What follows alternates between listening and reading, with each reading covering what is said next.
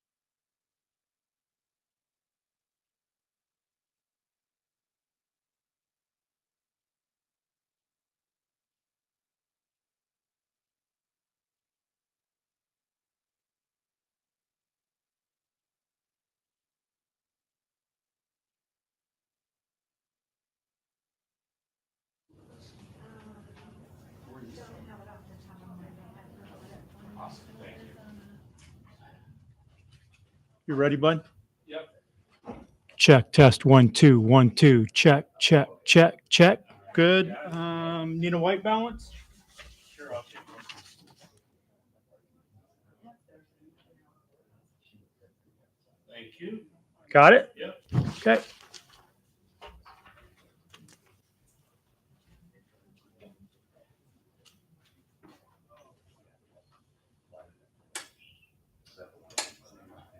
Yeah, I hope so. All right, if we're ready to go, we're going to start. Get our guests. Okay, we're ready to go.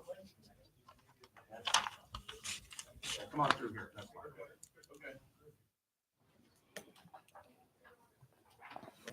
Okay. Folks, we just go back here. And where's the check, Doug? Oh, it's The check? Where's the check? Right here. Oh, they're right there. Okay.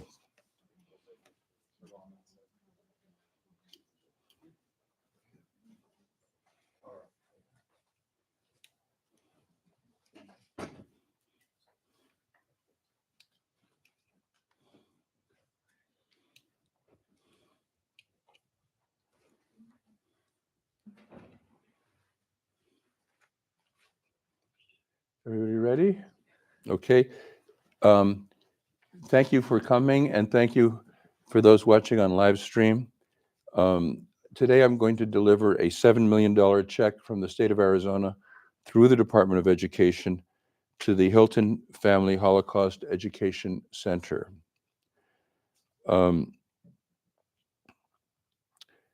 Legislation sponsored by Representative Alma Hernandez, who's here behind me, and co-sponsored by David Marshall. Is David Marshall here? Yes, David, thanks. From Snowflake, authorized the $7 million to pass through the department. This reflects the role the State Department has to ensure that schools comply with a separate law sponsored by Representative Marshall requiring students to be taught about the Holocaust and other genocides for at least 3 class periods rather than school days on at least 2 separate occasions between grades 7 and 12. And there are other people here that I'll introduce when it's their turn to speak. I have a few other comments. This is a personal matter for me. My parents were Polish Jewish people who were living in Warsaw in the 1930s. My father didn't have a college education. Few people did at that time, but he loved to read history, and that made him a good interpreter of current events. And he predicted the Nazi invasion of Poland. And he went around telling all of his family and friends that they needed to leave, but nobody wanted to leave. It's hard to leave your culture and your language. And even my mother didn't want to leave.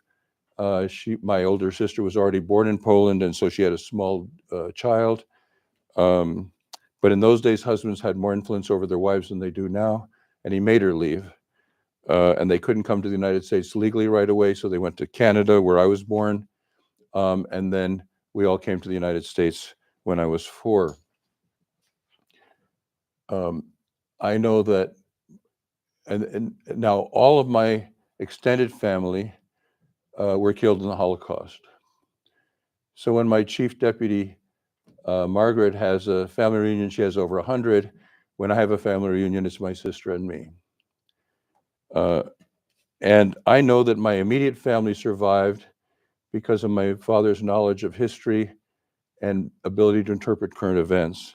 And I've been pushing very hard for the teaching of history in our schools because I believe the survival of the next generation will depend on their knowledge of history and their ability to interpret current events. This Holocaust Center, along with the required Holocaust courses that our legislators have given to us, are very important. Some of you will remember we had a press conference here when Desert Mountain High School had one-sided pro-Hamas, anti-Jewish presentations by the by a United Nations body, UNICEF, and and it caused some of the kids that saw it to get anti-Semitic feelings, and then the Jewish kids felt uncomfortable. If they'd had a Holocaust studies program and the ability to visit a museum about the Holocaust, they would have been much more resistant to this kind of problem. We had the problem also at the University of Arizona, where a professor gave a very one-sided presentation. She was temporarily suspended, but then there were protests and she was readmitted, notwithstanding her one-sided pro-Hamas, anti-Jewish presentation. So these projects, the teaching of the courses and the availability of the museum are very important to make people resistant to all kinds of racial prejudice, because we teach not only the Holocaust, but all kinds of similar examples in history, like the Armenians and people in the Ukraine and so on. So again, I want to thank you for coming, and after we have some comments from the other people here with me, it'll be my pleasure to present a $7 million check to the Hilton Family Holocaust Education Center. So first, I would like to call on Representative Hernandez, who sponsored the legislation that appropriated the money we're giving to the Holocaust Education Center today, and she's a real hero to me for many reasons, including this bill. So, hi, thank you all for being here and those that made this possible. Truly, I want to start off by thanking Speaker Toma, who was truly a big advocate for this issue. When I came to him early on in the year, last year, I told him that this was going to be a priority for me. I worked really hard 3 years ago with some of you in this room to make sure that we passed mandatory Holocaust education in Arizona, not only as a Jew myself, but as someone who has really believed that when we talk about our students and education, when we say never again, that really starts with educating the youth, and that starts with educating our communities. As Superintendent Horn just mentioned, we've had incidents in Arizona, but we've also seen incidents around the country where anti-Semitism that's very rooted, unfortunately, in a lot of communities has taken place. And we need to fight against that, but not only against anti-Semitism, but as mentioned, this will teach about other genocides as well. So I'm really proud to be able to work with my colleagues who made this possible. I want to say that this was one of the most bipartisan bills that we've seen this year. We had almost every member, both in the House and in the Senate, sign on as co-sponsors to this legislation. And I just really wanted to thank all of those who were involved to make this day possible. I know that $7 million is not going to completely fund the entire creation of the museum, but I'm proud that the state of Arizona has made this investment to ensure that we're teaching about the Holocaust. And again, when we say never again, that we truly mean it and that we're all doing our part. So I do want to give a shout out to Speaker Toma, who was we worked hand in hand on this and made sure that we got it in the budget this year. And also I want to thank the governor's office for making sure that this was included in the budget and that we were able to move forward with a budget that included this funding. So I want to say thank you all, and I look forward to the grand opening and welcome all of you once it's open and running. Thank you. This is Speaker Toma. He's being shy today and has chosen not to speak, but we're grateful to him, and let's hear it for Speaker Toma. Representative David Marshall sponsored the bill that requires students to be taught about the Holocaust and other genocides for at least 3 class periods rather than school days on at least 2 separate occasions between grades 7 and 12. Representative Marshall, thank you so much for your support. Thank you,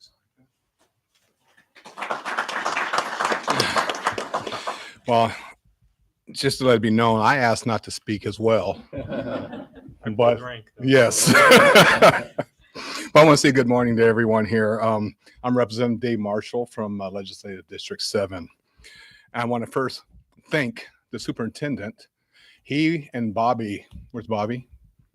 Bobby's hiding. Well, Bobby Bravo brought me the bill, HB 2779, which was signed into law by the governor. And I want to thank the governor for that as well. And that bill, as the superintendent just expressed, is that we will have from the 7th grade to the 12th grade, every year, 3 periods that will teach about the Holocaust, as well as any other genocides that have happened in history.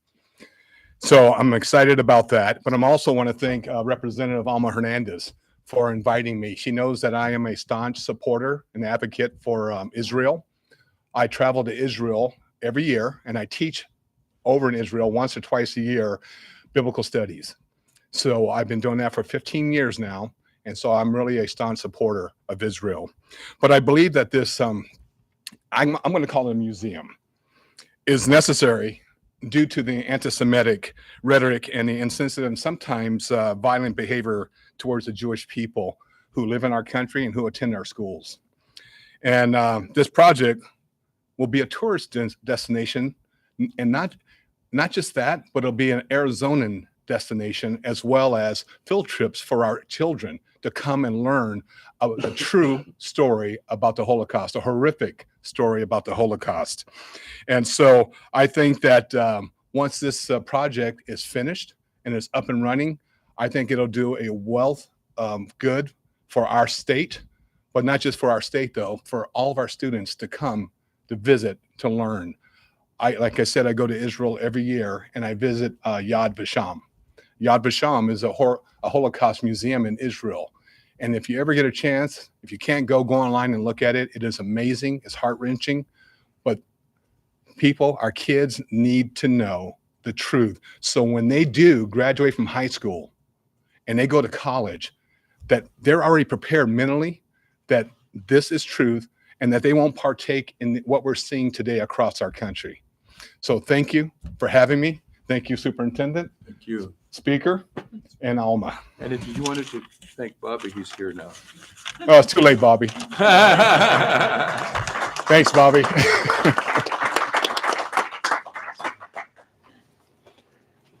The next speaker is Steve Hilton. Steve Hilton is the son of a Holocaust survivor, a major advocate for educating people about the Holocaust, founder of the Mertiaget homes, and an outstanding business and philanthropic leader in Arizona. Thank you so much, Steve, for being here today. Where are you? Thank you so much for being here today.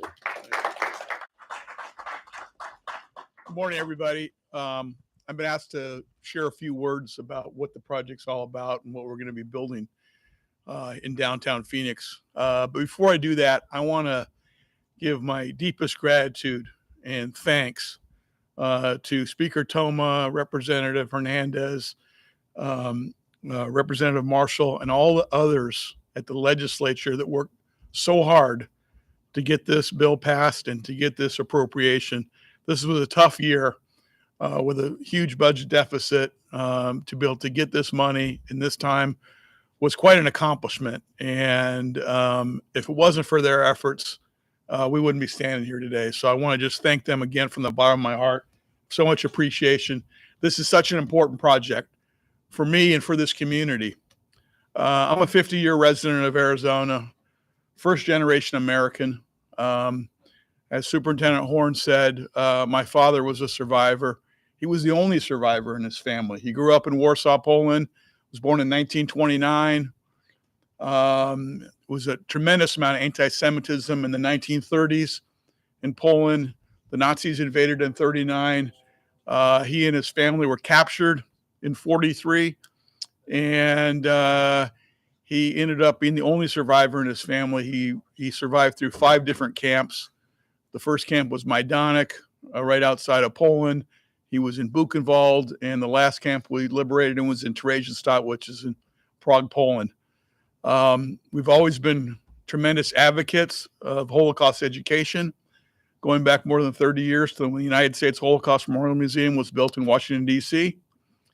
And today, Phoenix is the largest city in the country that doesn't have a Holocaust museum or a Holocaust education center. And that's what we're going to do. We're going to change that. We're going to have not going to be the largest museum or largest education center in the country, but the most unique, the place that's going to teach it the best. As you might be aware, kids today aren't really that interested in going to museums. They see everything on their phones through social media. They have TVs. They have all kinds of other electronic ways to get information. Museums can be boring. So we're not going to build a building that has a lot of artifacts. but we are going to create a 2-hour immersive, highly technical, tremendous amount of technology journey experience through the history of the Holocaust, how it happened, why it happened, and other genocides, of course, around the world, to teach kids to stand up to hate and to be upstanders. So we think there's a new way to teach this topic, and we're certainly going to work with the Department of Education, Superintendent Horn under his leadership, and the others here to create something that's really unique and impactful and memorable, that every middle school or high school kid that goes to this, student that goes to this project is going to remember it for the rest of our lives. We're building this with the capacity to educate 50,000 kids a year. 300 kids a day. Hopefully every day that school's in session, will be coming to this place at 122 East Culver, right behind the Phoenix Library, the Burton Bar Phoenix Library, to get this immersive experience. And we're going to be breaking ground next summer. We have one of the top museum designers and curators in the world, who's done many, many high-profile, famous projects around the country and the world, called Gallagher and Associates. They're designing the content right now. They're designing the experience. We're working hard with them every day. We're going to have that done in the next several months. We'll have it under construction next summer, and it'll be open at the beginning of 2027. So hope to see all of you there. I look forward to giving you a personal tour, and thank you very, very much.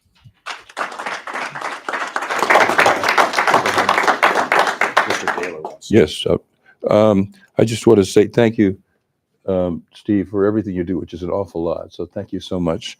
And Mr. Geeler? Thank you. Good morning. My name is Chuck Geeler. I'm the president of the Arizona Jewish Historical Society.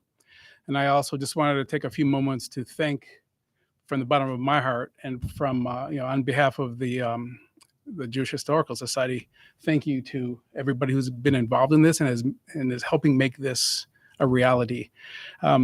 This place is going to be a gem for Phoenix and for Arizona, and I think for the region, the Southwest. As Steve described, it's going to be unique, it's going to be powerful, and it's really going to, I think it's really going to move the students who move through it to become better people.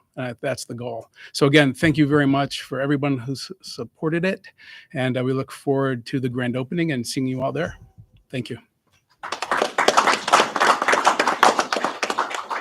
So now I'll present the check. Yeah, we'll stand over on that side. Yeah, well, you'll choreograph it for us. Never been choreographed before. There we go. And you all just gotta stand. Whoops. Did you guys all get to see this? Should I turn it around for a minute? Let me just We'll see it after. let me just turn it around a second so you can see it. Nice, very nice. 7 million. Yeah. Awesome. It's a good number. It's a great number. Let's hold it down a little, Tom. Let's, Mr. There No, we it's go. great. I get down here. All right. Caesar, can you take one from here? One more. Anybody else want to take pictures? They can come up here if they want to.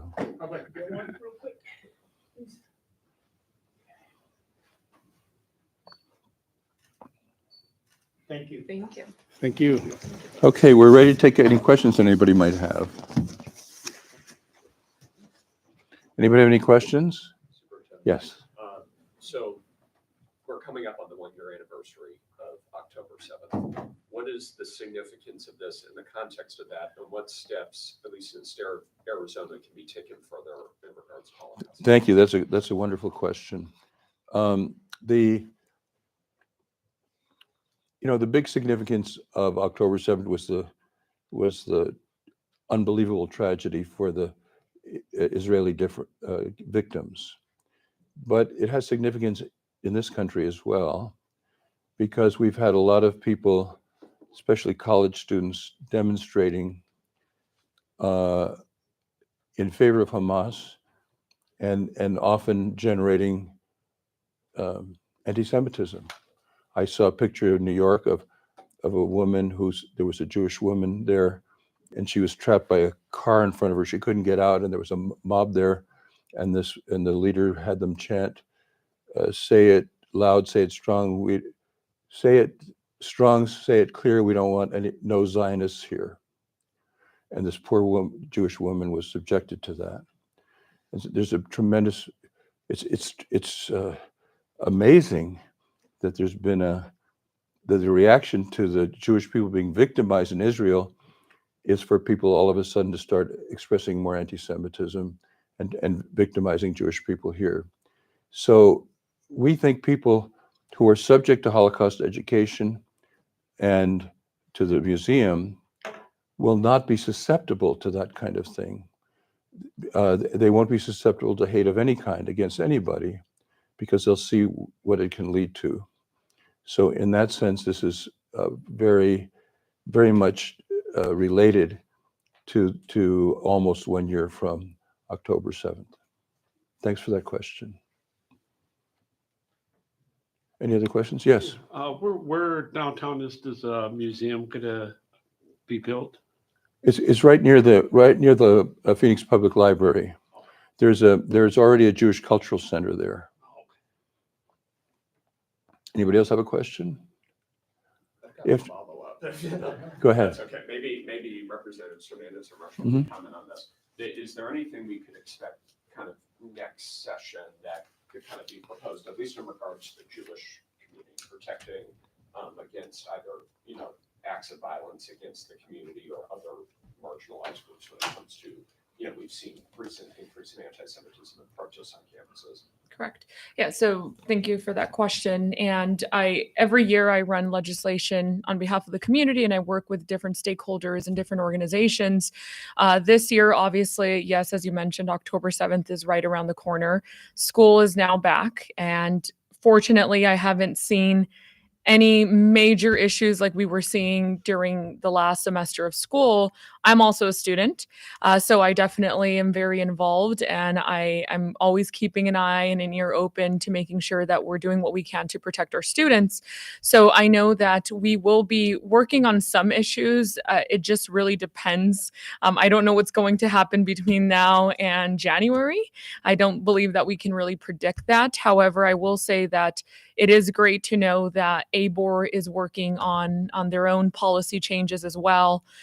Something that I worked on last year was making sure that our student fees and our universities are not recognizing groups that are supporting terrorism on campus. I think that's really important. When students are targeted just because they're Jewish or because they're Israeli, that creates a very hostile environment. And I believe that it's also our job in the state of Arizona to do what we can to protect our students, not only because it's federal law, but it's also something every student should go to class and have a safe learning environment and not be disturbed just because of their background or their ethnicity. So it is something that we will be looking at. Again, I don't know exactly what language we'll be considering. I will say that personally, and I know I've talked about it in the past, is looking at our anti-masking laws here in Arizona in regards to protest. That will be something that I will be looking into, and I know that I will have bipartisan support hopefully for that. But there's a lot of issues again that we're facing in our community. But right now, for me, the most important one is making sure that every child is able to be educated when it comes to the Holocaust and other genocides, which is why we've worked so hard in the last few years to pass mandatory Holocaust education, run the bill to fix the language to make sure that we were saying how many days per year, and now that we're able to have an investment from the state of Arizona for the museum. So as far as legislation, we'll continue to have conversations about it, I'm sure, in the next few weeks. Thank you. Any other questions? If not, thank you all for coming, and we appreciate it very much. And thank you, those of you who are watching us on your TVs or your computers. Thank you for watching.